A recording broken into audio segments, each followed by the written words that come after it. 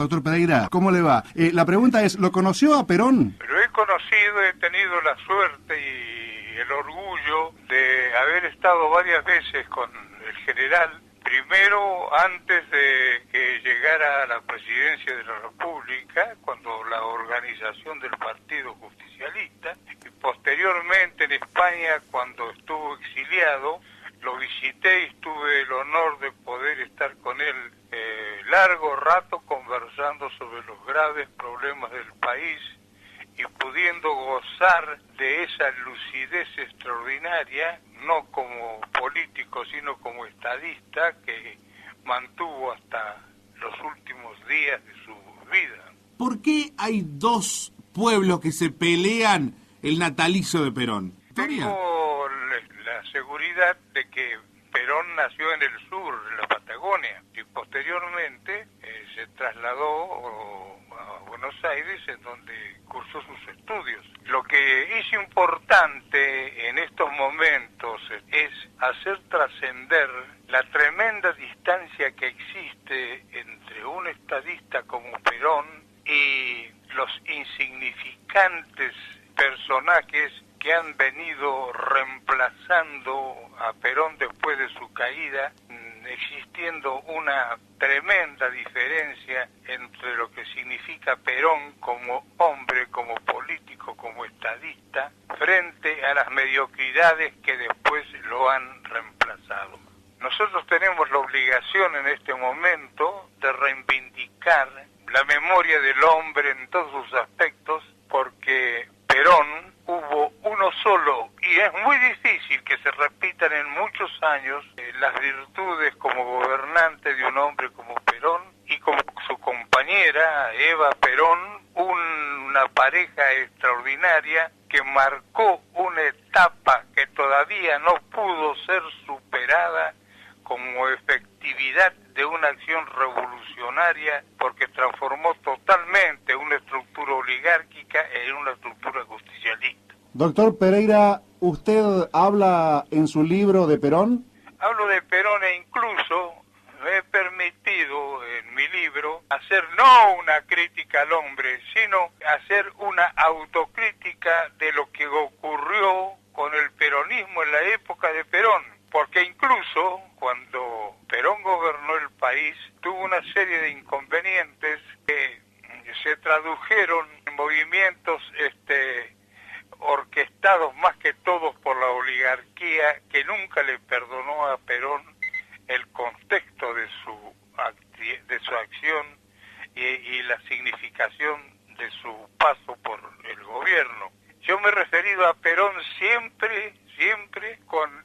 una especie de misticismo, porque cuando uno ha tenido la oportunidad de establecer un contacto espiritual con un hombre de las calidades como Perón y hace un raconto de todo lo que ocurrió a posteriori, nosotros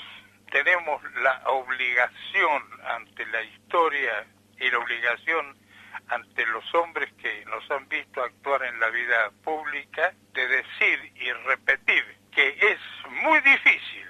casi imposible, que surja en este siglo un hombre con las calidades de Perón, con la sensibilidad social de Perón, con la honradez, y que debemos los peronistas tener una especie de autocrítica por esta razón, porque después de Perón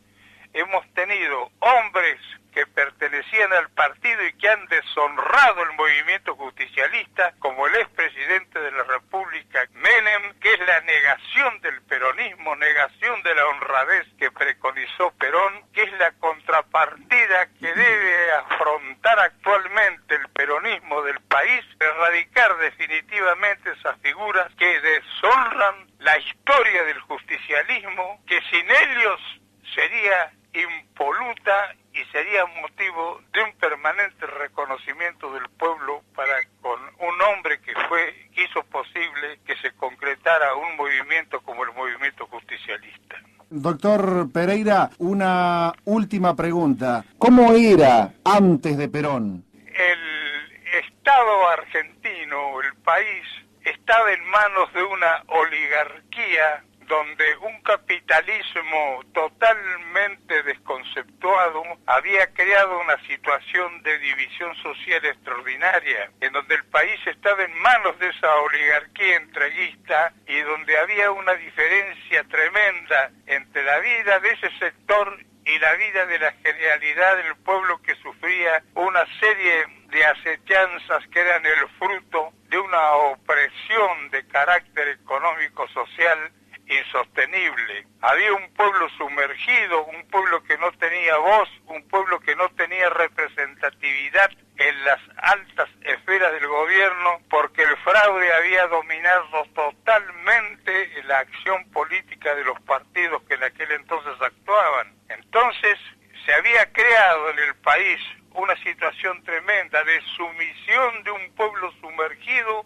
a una oligarquía dominante y entreguista. Y la acción de Perón fue crear la conciencia entre su pueblo de que era necesario luchar para reivindicar los valores de ese pueblo, los derechos de ese pueblo, y en ese sentido fue toda la obra de Perón, organizar una patria justicialista, una patria donde el pueblo tuviera derechos y se respetaran esos derechos, y se logró, de manera que el pueblo recién empezó a sentir su valor creador de una posición determinada el 17 de octubre, cuando sale a la calle y define desde ese momento en adelante lo que debe ser el pueblo, un vector de poder y un vector de respetabilidad para que todo el mundo pueda tener sus derechos, tener derecho a trabajar y a cobrar por su trabajo lo que realmente debe ser, y así fue. Muy bien. Muchísimas gracias.